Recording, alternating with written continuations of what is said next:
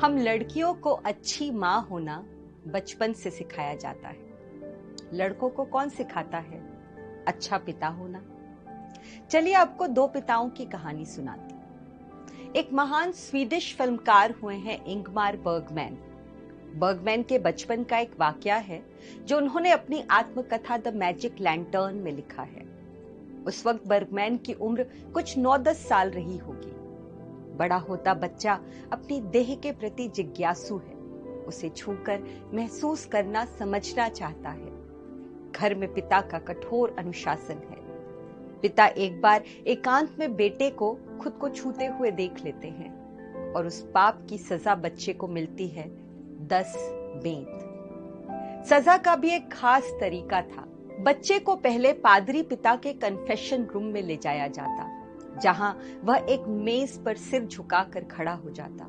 फिर उसकी पैंट उतारकर खुले नितंबों पर पिता बेंत से मारते, बहुत आराम और इत्मीनान से। बेतों की काउंटिंग भी बच्चे को खुद करनी होती है। इस दौरान माँ कमरे के एक कोने में और घर में काम करने वाली लड़कियां कमरे के दरवाजे पर खड़ी रहती।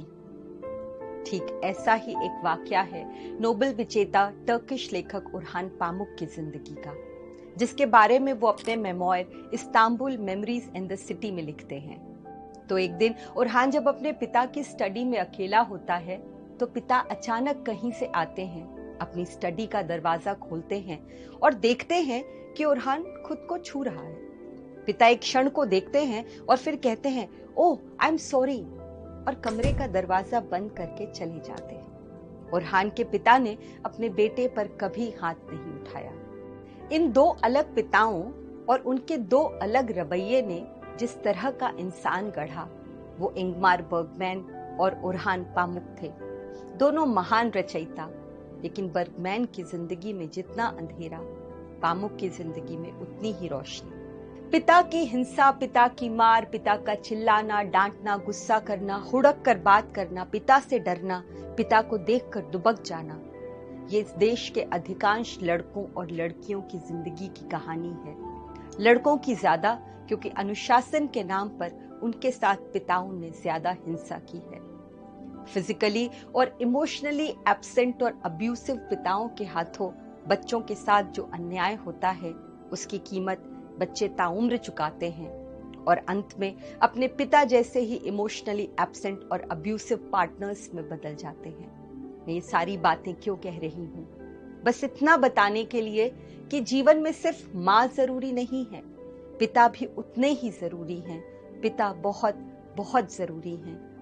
एक सहृदय पिता, कोमल पिता, दयालु पिता, दोस्त पिता, यार पिता, दिलदार पिता, पिता जिसके कंधे से लटका जा सके, जिससे दौड़कर गले मिला जा सके, जिससे जिद की जा सके, लड़ा जा सके, लाड़ किया जा सके, नाराज हुआ जा सके, जिसकी गोद में सिर रखकर रोया जा सके। पिता जिससे कहा जा सके, पापा आई एम सॉरी, मुझसे गलती हो गई, और वो पिता डांटे नहीं, समझाए। जो गलतियां करने की इजाजत दे और गलती करके लौट आने की जगह। पिता जो प्यार करे, सलाह दे, डांटे भी और दुलारे भी। पिता जिससे डर न लगे, जिससे छुपना न पड़े। पिता जिन्हें बेटा अपनी गर्लफ्रेंड से मिलवा सके, अपनी लव लाइफ की उलझने बता सके।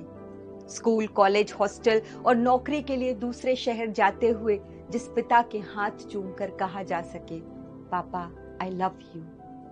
पितृसत्ता इज्जत के नाम पर पिता से डरना सिखाती है, पिता से प्यार और बराबरी नहीं सिखाती। लड़कों को बड़े होकर अच्छा पिता बनना भी नहीं सिखाती। इसलिए ये सवाल तो आपको खुद से पूछना होगा कि आप कैसे पिता बनना चाहते हैं। वो सारे लड़के जो इस वक्त इसे सुन रहे हैं, कल को वो भी पिता होंगे। आप बताइए, आप कैसे पिता बनेंगे? पिता जिसके घर आने पर बच्चे नन्हे पपी की तरह उससे लिपट जाएं या उसे देखते ही चूहों की तरह बिल में दुबक जाएं। आप खुद तय करिए।